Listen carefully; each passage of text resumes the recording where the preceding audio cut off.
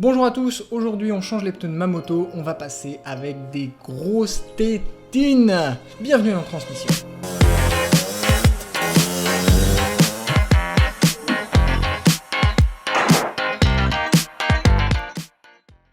Pour changer les pneus, il va nous falloir des pneus, un cric, des démonte-pneus, de la graisse marine, une mallette à cliquer, une pince, une galvane magnétique et un démonte-obus. Ah oui, et une moto aussi.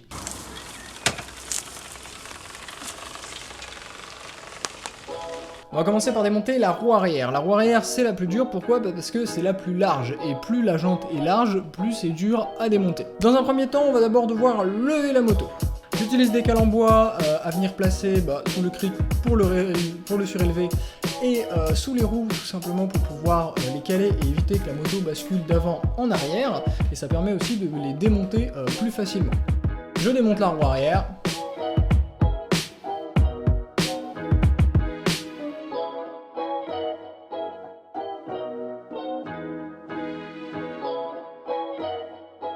Ensuite, on va déposer la couronne, les supports et les amortisseurs de couple. Ensuite, on retire l'obus. C'est la petite partie qui se trouve dans la valve en fait et qui permet de faire l'anti-retour. Donc on le démonte et on vide entièrement la chambre à air. On va décoller les flancs du pneu, donc soit on a une machine, soit sinon on fait au pied ou avec un pied de chaise. Ça marche bien, je privilégie une surface assez large pour pas abîmer les flancs du pneu. Et on écrase pour bien décoller les flancs des deux côtés. Ensuite, on va desserrer le contre-écrou de la vanne, on va le retirer, ça va permettre de pouvoir démonter la chambre à air. On va retirer le premier flanc à l'aide des pneus. Donc on retire le premier flanc le plus facile et ensuite on retire le second flanc et le second flanc c'est plus compliqué. J'essaie avec deux sangles, histoire de tirer la jante d'un côté, tirer le flanc de l'autre, mais non, la force à appliquer est trop importante et c'est la table qui part plutôt que le pneu. Donc finalement on va s'y mettre à deux et voilà, c'est démonté. Donc on va poser le nouveau pneu. Alors pour poser le nouveau pneu, faut faire attention au sens de montage, il y a une petite flèche, donc la flèche dans le sens de rotation en marche avant. On va badigeonner de graisse les deux flancs du pneu, ça va permettre de grandement faciliter sa mise sur la jante. Donc on repasse le premier plan dans la jante, ça c'est relativement facile, et là on va pour remettre la chambre à air. Sauf que, non, en fait au démontage j'ai déchiré la chambre à air, donc du coup là c'est pas réparable, donc il va falloir en racheter une autre. Voilà. Bref, en attendant, on va quand même attaquer la roue avant, donc cale en bois, démontage, et sinon, sur le principe, c'est exactement la même chose qu'à l'arrière, donc je vous passe tout ça en accéléré.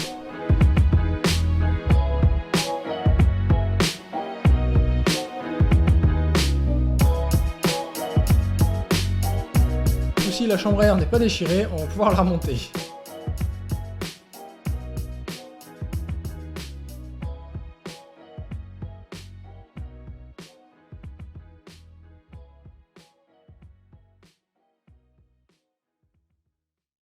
Donc pour le remontage, on remonte d'abord l'obus.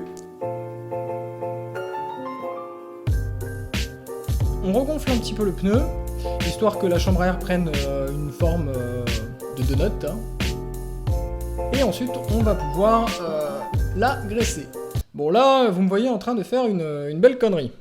Pourquoi je mets de la graisse ? Le but c'est de faciliter le positionnement de la chambre à air au niveau de la jante, parce qu'il faut bien évidemment passer la valve dans le trou adéquat dans la jante. Le problème de la graisse, c'est que contrairement au liquide vaisselle, elle ne sèche pas. Et du coup, ça va rester gras à l'intérieur. Alors là, sur la roue avant, c'est moins grave que sur la roue arrière, mais le problème c'est que si vous freinez un peu brutalement et que si vous coincez le pneu, il y a des chances en fait tout simplement que la chambre à air tourne un petit peu dans le pneu, et du coup ça peut entraîner l'arrachement de la valve.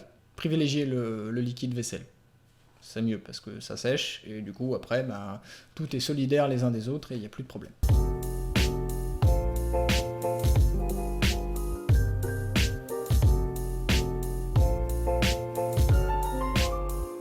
Donc on met le second flanc, et là encore, à deux c'est plus simple.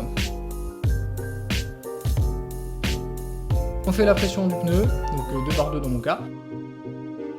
Et on va passer un coup de nettoyant frein sur toute la jante pour retirer l'excédent de graisse et surtout sur le disque de frein, parce que ça c'est important, si on va laisser du gras sur le disque de frein quand on va le remonter et qu'on va freiner, tout simplement toute l'huile, tout le gras va venir gorger les plaquettes, et là on a des plaquettes qui sont glacées, et je pense que c'est le cas sur ma moto, c'est pour ça qu'on va changer, et après ça freine plus bien.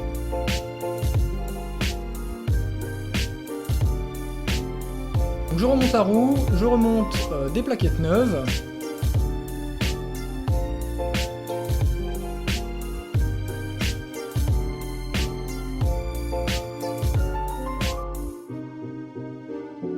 Donc on a l'avantage que sur la XT600, changer les plaquettes c'est quand même extrêmement simple.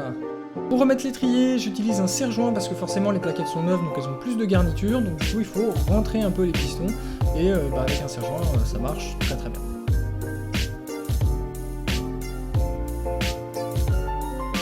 Voilà, maintenant on n'a plus qu'à vérifier que ça freine, hein.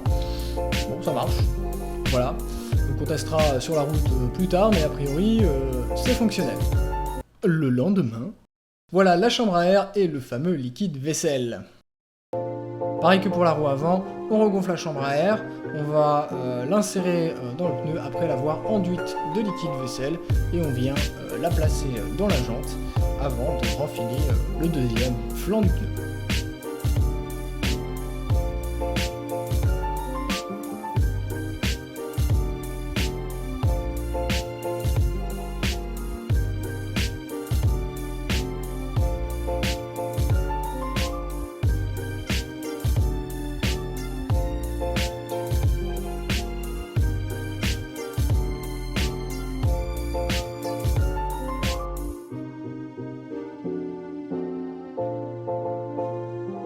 Pour le remontage de la roue arrière, c'est bon, basiquement comme la roue avant, à la seule différence qu'on a le réglage de la tension de chaîne.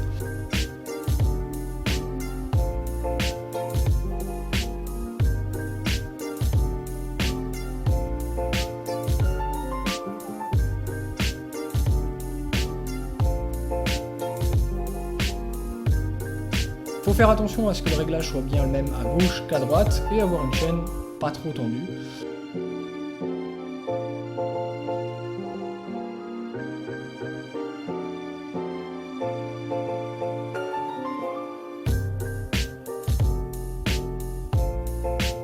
On en profite pour faire la pression du pneu, donc 2 barres de aussi à l'arrière, et on passe un coup de nettoyant frein, histoire d'être sûr que tout soit bien propre et dégraissé.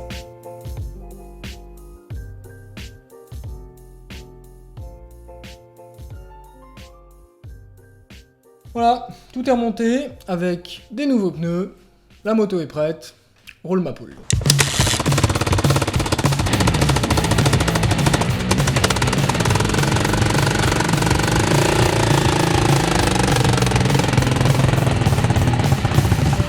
Voilà, merci à tous d'avoir regardé cette vidéo jusqu'au bout, j'espère que le format vous plaît. Si vous avez des suggestions, des remarques, les commentaires sont là pour ça, je serais ravi de vous lire. N'hésitez pas à vous abonner, à mettre un like, parce que ça fait plaisir les likes, toujours. Sur ce, c'était Bénédicte pour Transmission, fin de transmission.